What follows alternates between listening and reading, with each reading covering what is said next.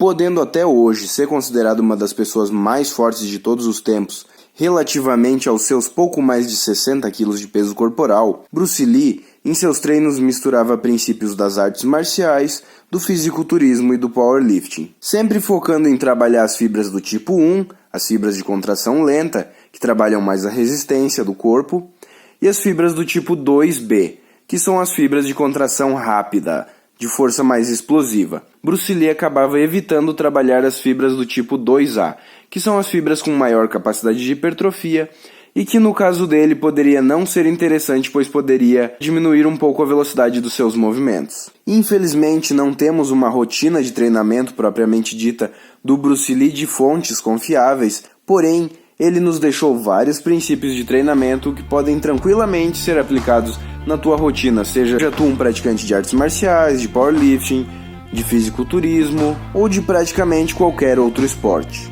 O primeiro desses princípios é o princípio de sobrecarga.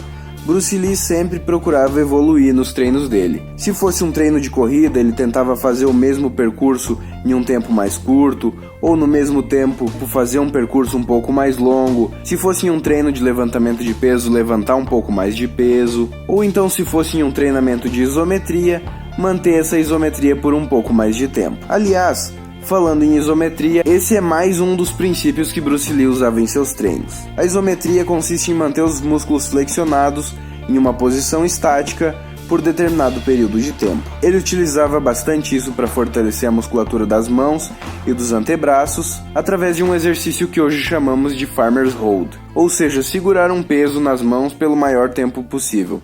Bruce Lee costumava segurar halteres de cerca de 40 kg até a falha, lembrando que ele pesava pouco mais de 60 quilos. Em outra situação que Bruce Lee também utilizava a isometria, era após um exercício. Ao atingir a falha naquele exercício, ele segurava em uma posição que permitisse flexionar aquele músculo trabalhado juntamente a outros músculos em isometria por um bom tempo. Inclusive, já que tocamos nesse assunto de segurar outros músculos contraídos, esse é mais um princípio de treino desse grande atleta e ator: a tensão total. Quando Bruce Lee ia fazer, por exemplo, flexões, ele não mantinha somente o tríceps, o peitoral e os ombros contraídos. Ele mantinha a musculatura do corpo todo, glúteos, coxas, abdômen.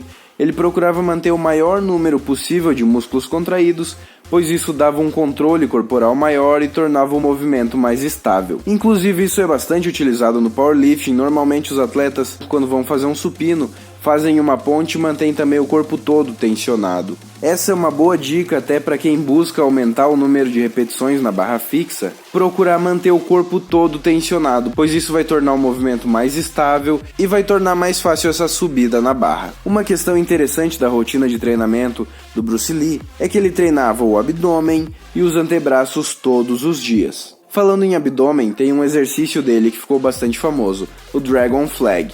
Um exercício excelente que trabalha bastante o abdômen e é bem interessante de ser feito, requer bastante habilidade e bastante força. Outra questão muito interessante que ele utilizava em seus treinos e que você também deveria utilizar era fazer o corpo dele de um laboratório de treinamento. Ele vivia pesquisando e testando novas técnicas, novas estratégias no treino dele e vendo como o corpo dele respondia.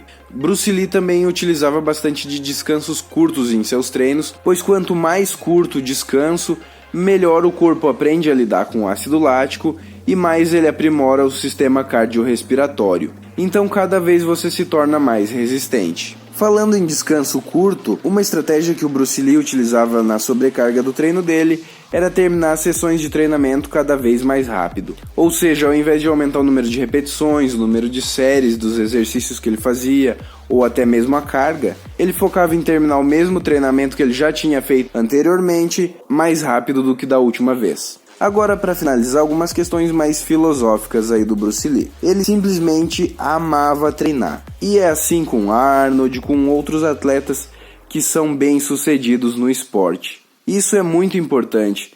Somente dessa forma você consegue se manter treinando por muito tempo, treinando horas por dia durante anos, somente amando o que faz. E para gostar do teu treino, é muito importante, é claro, obter resultados, mas fazer ele de uma forma que seja agradável para ti e principalmente desafiadora. E outra questão filosófica que ele utilizava na sua rotina e que é utilizada até hoje é que ao invés de fazer 2 ou 3 grandes refeições durante o dia, ele procurava comer pelo menos 5 vezes em refeições menores para manter o metabolismo dele sempre acelerado. E o vídeo de hoje é esse aí. Quem gostou, peço que deixe aquele joinha, se inscreva.